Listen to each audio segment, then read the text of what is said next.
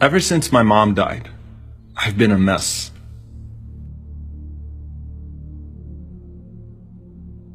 My emotional disarray has translated into much of my life becoming a pile of junk.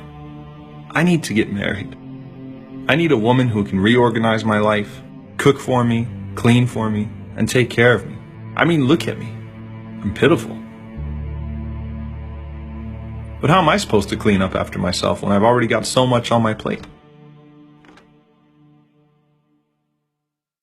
About a month ago, my uncle's wife was in a major car accident and has been in the hospital since.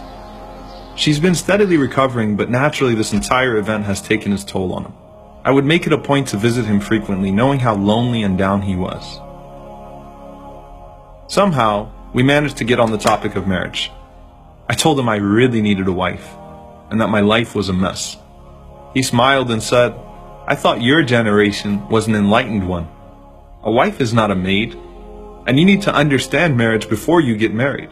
He pointed out that he had no problem keeping his house clean in his wife's absence, and that even when she is around, he still helps around the house, because he believes that he and his wife are partners, even when it comes to household responsibilities. He reminded me of the Prophet, peace be upon him, saying, "The best of you are those who are best to their wives." No man in history was as busy as the Prophet, peace be upon him, or as important to the world as he was. But that didn't stop him from constantly being in the service of his own household.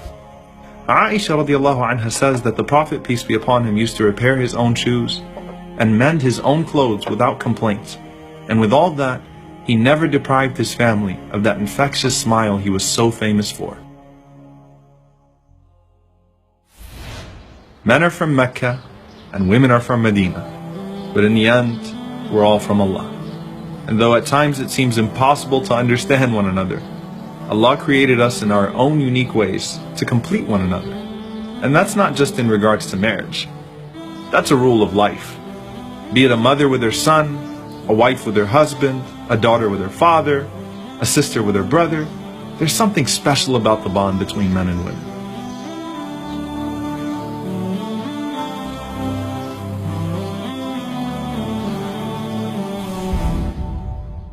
My uncle told me that women often go unappreciated in our lives. And part of that lack of appreciation is that we belittle what they're capable of and reduce them to maids. That's why the Prophet, peace be upon him, taught us that though we may never repay them, we should at least recognize their efforts and be grateful. Not only that, but we should honor them and hold them in the highest regard.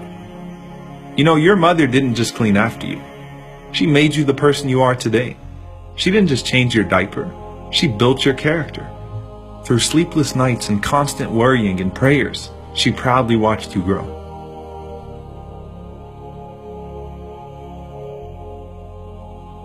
And you know, if we pay close enough attention, we'll realize that every woman in our lives has taught us something. If nothing else, how to be more loving and compassionate. وَوَصَّيْنَا الْإِنسَانَ بِوَالِدَيْهِ إِحْسَانًا حَمَلَتْهُ أُمُّهُ كُرْهًا وَوَضَعَتْهُ كُرْهًا وَحَمْلُهُ وَفِصَالُهُ 30 شهرا. Allah mentioned 3 things that your mother did for you that no one else has. She carried you, gave birth to you, and nurtured you in your infancy. Perhaps that's why when the Prophet, peace be upon him, was asked, "Who is most deserving of my affection?" he said, "Your mother 3 times, then your father." My uncle told me that in anticipation of his wife coming home, he wanted to do something thoughtful for her to show her how much he loved her. Her favorite pastime was putting puzzles together, especially with her grandchildren. So I thought I'd make a puzzle for her, actually of her, to show her that just as she completes me, I can sort of complete her. She absolutely loved it, and I loved that she loved it.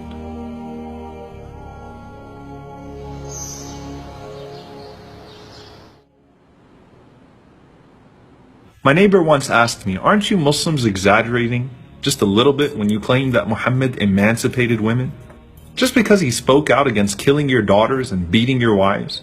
I mean, aren't those things understood? Do you really need a prophet or a holy book to get that?" I told him that the women in the days of ignorance were viewed as less than cattle, and that the Prophet went beyond simply teaching us not to abuse or harm them, but he taught us to honor and cherish them. Besides, wouldn't you agree that sometimes transformative figures are needed to call people out on their brutality? and remind them of what makes them human? He finally said, "Yeah, I guess so. But that's not the same." But he and I both knew that it was. And let's face it, we all need to be reminded at times. And throughout this process, not only was I able to rearrange my life, but my beliefs as well. And as usual, the Prophet, peace be upon him, was right.